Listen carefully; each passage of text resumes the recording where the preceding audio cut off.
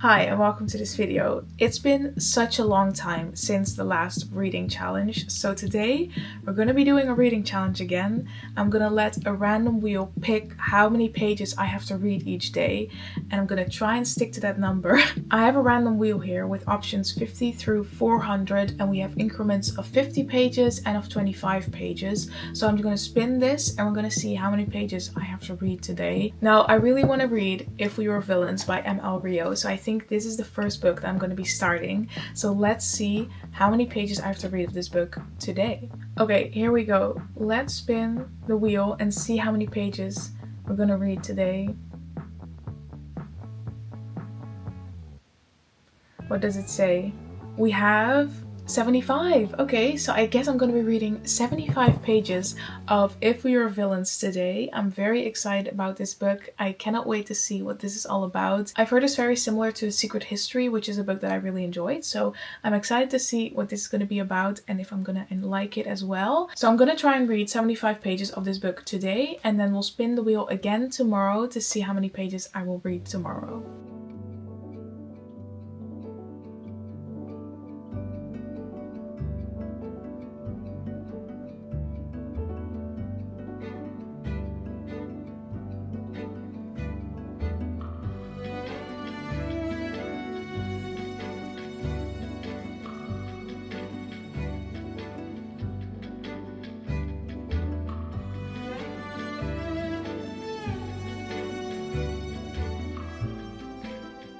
I don't think I've told you what this book is about yet, so let me catch you up.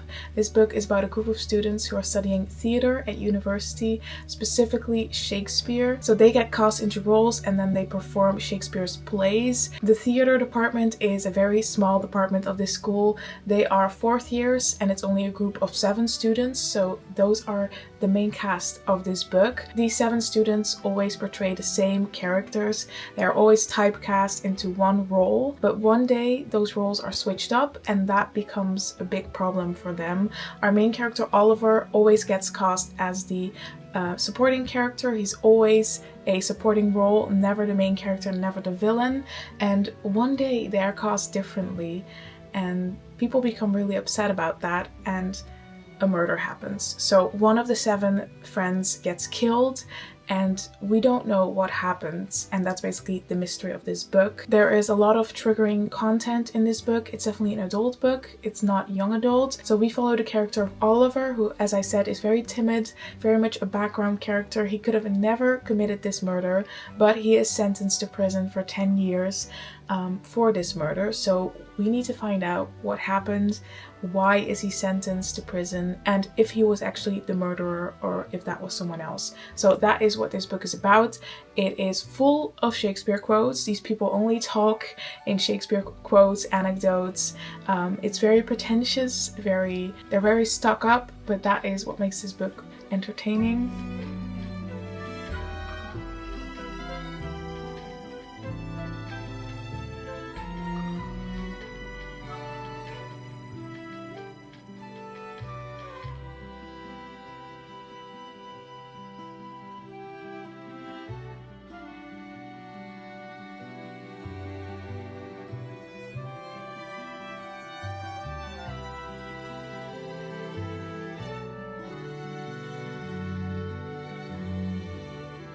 Hi, welcome back to day 2 of letting a random wheel decide how many pages I read every day. Today we're again gonna spin the wheel. I got 75 pages yesterday, so it was not too bad. So I am a bit scared for what today is gonna give me. I'm actually really liking the book. I'm liking it much more than I expected. Not that I didn't expect to like it, but I am really enjoying it. I think it's a really, really good book. I am comparing it a little bit to The Secret History, and I feel like in some aspects it's actually better than The Secret History, but what I feel like The Secret History really excels at is the subtlety. It's really subtle in its aggressions, and it's kind of building up step by step until we get to the murder. But this book is just not subtle at all. The aggression starts really early and it's really violent and out there. It's not subtle at all. So it's quite different from The Secret History, even though in theory The Secret History and this book are very similar. They're both about a group of students who are studying one particular subject, and they're a very close-knit community, kind of like a cult. And then something bad happens, or there's a conflict and one of them dies. The others have to convince the police that they were not the one who did it. Because they're such a close-knit community, they will be the first suspects. So that's what both of those books in theory are about, but they're both quite different in execution. The Secret History, as I said, I think is very subtle, very more poetic, and much slower. It's a very slow-paced book. I think it's almost 600 pages, so it takes a long time to build, whereas this one is much more fast-paced. It doesn't leave you in suspense for too long, and it also means it's way less subtle. I feel like it's right in your face. I'm sure there's going to be some twists. I mean, I hope so, but other than that, it's been very much out there in your face, and yeah, it's been quite clear what the plot is going to be about. So this one is very fun, it's very fast-paced, and there's a lot of things happening, which I really enjoy, but it is less, I guess, less poetic and more comedy-like, I would say. So this book is actually about a group of students who are studying Shakespeare. So it has a lot of Shakespeare references, theater references, and Shakespeare quotes. They're quoting Shakespeare all the time, which is supposed to be obnoxious. They know that, actually. They say that a lot. They often say that they are just insufferable, so it's not too serious, but I actually quite like that about the book. I think it's quite unique that they are quoting Shakespeare in this way. Okay, I don't know if you can hear that, but there's fireworks outside. There was a shooting on the news today, so I got a little bit scared, but we're fine. It's just fireworks. Where was I? Oh yeah, the book can give you a little bit of foreshadowing if you know the Shakespeare plays, because they're playing Caesar right now, and that play, you know, everybody knows how it ends, so you can kind of see where the book is gonna go. But I'm really enjoying it. I read 75 pages yesterday. Okay, let's spin the wheel and see how many pages I'll be reading today. I again have pages 50 through 400 on there, so it can be just 50 pages or a lot more than that. Let's see what number we will get today. It's 150. Okay, so that's double from yesterday. Luckily, I'm really enjoying the book, so I feel like 150 should be doable. So this means that I'll be getting to page 225 today, which is, I think, over half of the book. Let's see. Yes, the book is split up into multiple acts, I think 4 or 5 acts, and every act, I suppose, will ramp up the story. So I'm excited to see where it goes. Every act is split up into chapters, which are called scenes. So it's very much like a play, which I think is very good, very well done to stay in character like that. I guess I'll start reading now, and I will see you tomorrow for our next spin of the wheel.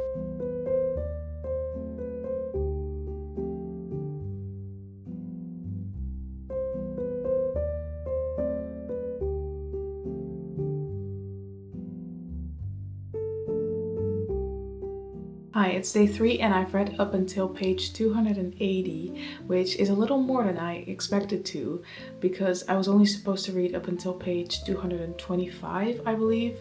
But I was just really into the book, I was really enjoying it, and I wanted to know what happens next, so I kept reading. I haven't read the reveal, the twist or anything, but I have made a decent way through this book. I am excited to see what the twist is going to be. The book is very fast-paced and I was just really into it, so I'm excited to see how it's gonna end. I have a guess for what the twist is gonna be, so I'm excited to see if I'm right or not.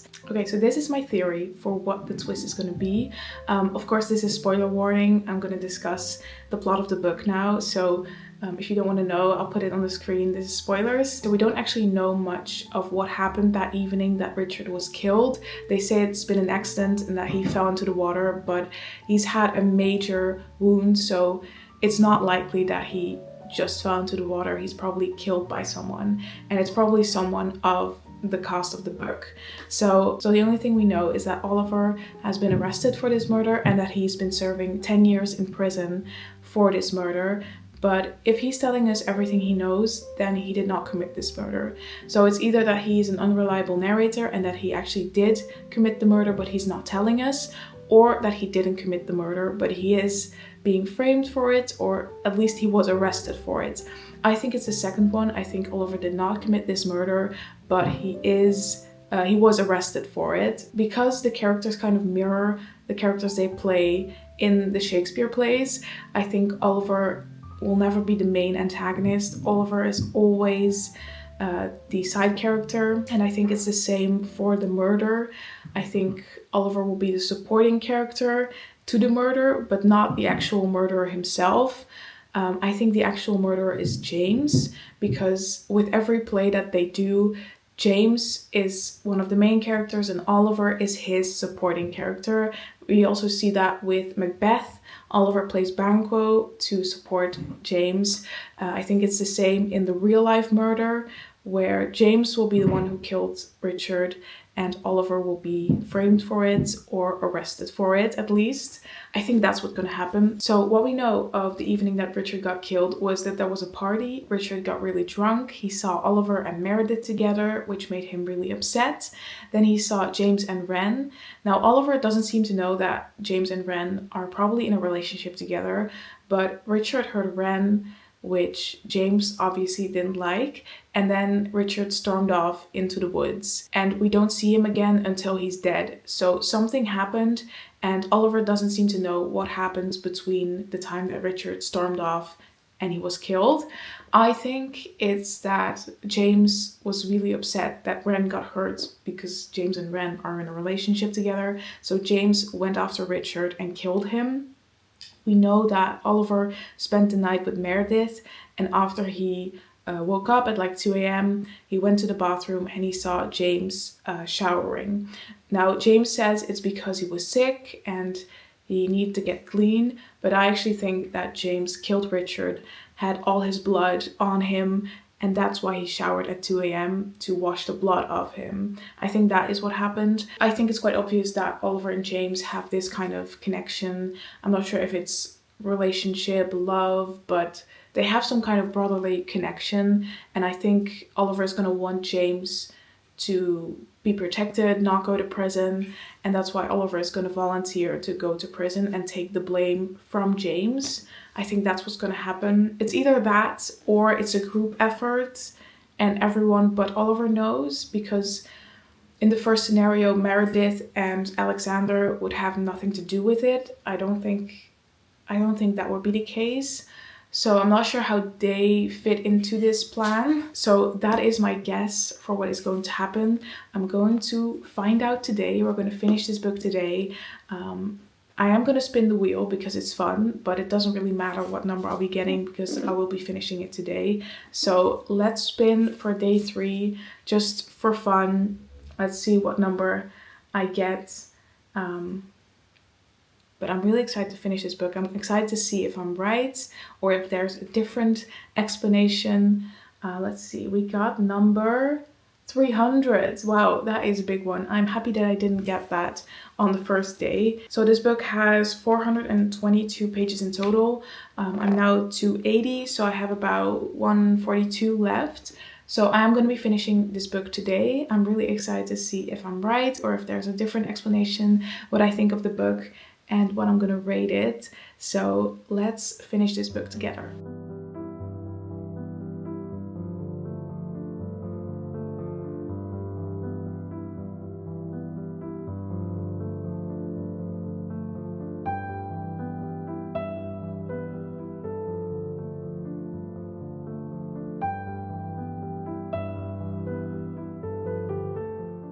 Hi, I've now finished reading If We Were Villains by M.L. Brio, and I really enjoyed this book. As I said, it's really fast-paced, it's really fun, and you really just want to know what's going to happen next. So I read this book pretty quickly, and I'm going to tell you all about it. The Shakespeare plays are actually mirrored in this book as well. The characters kind of pretend like they are Shakespearean characters in real life as well, and they start to talk like them, to act like them, and of course most of Shakespeare's plays do not end very well for most of the characters, so that is also what happens in this book. If you know something about the Shakespeare plays like Macbeth or Caesar, you will kind of know what is going to happen in the book, because as I said, the plays do mirror real life. So if you have that background knowledge, you will know how this book is gonna go. But even if you know what's going to happen, it's still a very entertaining book. I had a prediction earlier about what was going to happen in the book, but I still really enjoyed reading it. And I would highly recommend this book. I think I'm going to rate this book 4 stars. I really enjoyed this book. I flew through it. It was very entertaining, very fun. The characters are very pretentious. They constantly talk Shakespeare lines and they're very stuck up, which in real life would be very obnoxious, but for this book it's very entertaining and fun. I did guess what the plot twist was going to be, so I think the mystery itself is not that complex. I also have minor things that I did not really enjoy about the characters, so that's why it's gonna get 4 stars from me. But I would highly recommend this book. It's very fun. I also think it's, you know, a very fun way to approach Shakespeare and to inspire people to read more Shakespeare, which I think is very good. So I would really recommend this. I've had a lot of people comment on my Instagram and my YouTube videos that they were excited to see what I was going to think of this book because they really enjoyed it, and I'm very glad to say that I really enjoyed it as well. I can totally see why so many people love it and why this is a dark academia staple. I definitely think it's way more approachable than The Secret History because it's way more fast-paced and it's less intimidating. If we're talking about The Secret History compared to this book, I would definitely say this is way more approachable. This is way more fast-paced, and I think a better book to start with. This book is a great mystery. It's very fun. You just really want to keep reading to figure out what's happening, but it's not very subtle. It goes from 0 to 100 really quick, and I felt like the characters were kind of flat sometimes and very far away from me. Whereas in The Secret History, I felt like it was way more subtle. It was way more complex. The Secret History slowly builds up, which makes it more difficult to read because there's less going on at the time. I kind of prefer it when characters are slowly driven to murder and it gets worse and worse with very small steps. Whereas this book, as I said, it goes from 0 to 100 really quick and it's way more intense and fast-paced. So it's definitely what you prefer. I think both of them are very good books. This one is better to start with, I think. I think the Shakespeare in this book makes it sound like it's more intimidating, but it's really not. I think if you would take out all of the Shakespeare quotes in this book, you would not miss anything. You would still have the same dialogue, still the same storytelling, and they repeat things often. So I think the Shakespeare is not really a problem. It really adds to the character of this book. It doesn't make it too difficult. As I said, you do get a lot of foreshadowing and spoilers if you already know how the Shakespeare play is going to end. But if you don't know, that's not a problem at all. I think this book is still very easy to read, very fun, and perfectly understandable. So yeah, I would definitely say this is more approachable and maybe more fun, but it's your own preference which one you like better, this one or The Secret History. So that's If We Were Villains by M.L. Rio. I'm very happy that I finally read it. This is definitely a dark academia staple. I would highly recommend it. As I said, I'm going to give it 4 stars. I really enjoyed it. I also really liked using the random wheel to pick how many pages I was going to read. It could have been way worse. I didn't get 400. I watched back the footage actually, and I saw that on the first spin I got very close to getting 400 pages. So then I would have had to read this book in one day, which would have been a very different experience. So I'm very happy with the numbers that I got. I would love to make another video like this. I think it's really fun. I hope you enjoy seeing me read If We Were Villains, and I hope you liked this video. I want to thank you so much for watching, and I'll see you in the next one.